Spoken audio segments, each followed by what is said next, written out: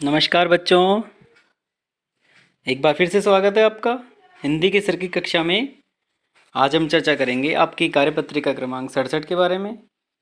यह कार्यपत्रिका आपकी पाठ्यपुस्तक क्षितिज के पाठ लासा की ओर पर आधारित है।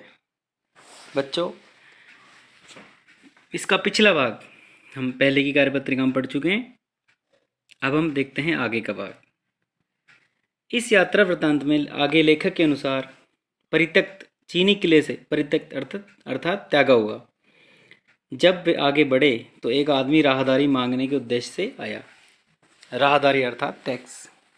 लेखक ने दोनों चिटें उसे दे दी, जो उनकी रसीदें थी, पर्चियां थी। तत्पश्चात वे थोंगला के पहले के अंतिम गांव में पहुंच गए।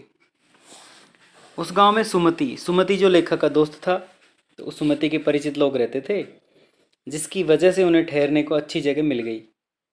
लेखक कह रहा है कि 5 साल बाद जब वे लोग पुनः इसी रास्ते से लौटे, तब वे भिखमंगे के वेश में नहीं बल्कि एक भद्र यानी सभ्य और सुशिक्षित यात्री के रूप में घोड़े पर सवार होकर लौटे थे। किंतु गांव में उन्हें किसी ने रहने के लिए कोई जगह नहीं थी। उन्हें गांव में किसी गरीब झोंपड़ी में रुकना पड़ा था। दूसरे दिन लेखक और उसके दोस्त सुमति को डांडा थोंगला पार करना था। लेखक के अनुसार तिब्बत में डांडे खतरनाक जगह होती हैं, क्योंकि 16-17 हज़ार फीट की ऊंचाई होने के कारण दोनों तरफ गांव होते ही नहीं है, अस्तित्व नहीं होता। यह डाकुओं के लिए छिपने का सबसे अच्छा स्थान है। वहाँ डाकुओं को कोई पकड़ भी नहीं पाता। डकैत क्या करते हैं, सबसे पहले लोगों को मार डालते हैं, फिर उसके बाद उसकी लूटपाट करते हैं, फिर देखते हैं कि उसके बाद कुछ पैसे है या नहीं।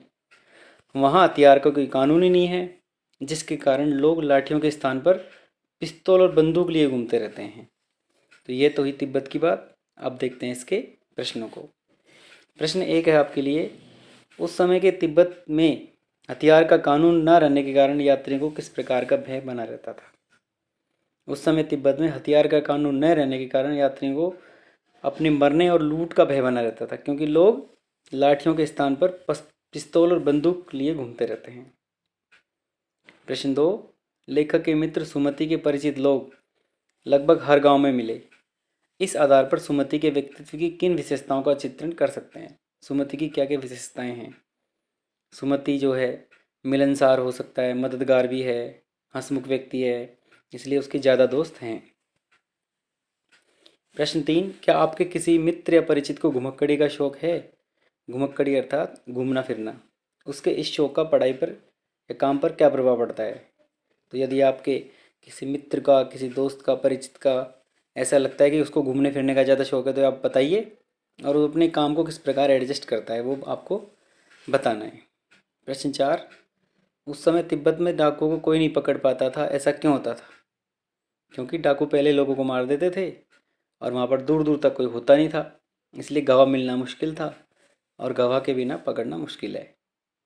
प्रश्न 5, 5 वर्ष पहले की यात्रा और इस यात्रा में लेखक को क्या परिवर्तन नजर आया।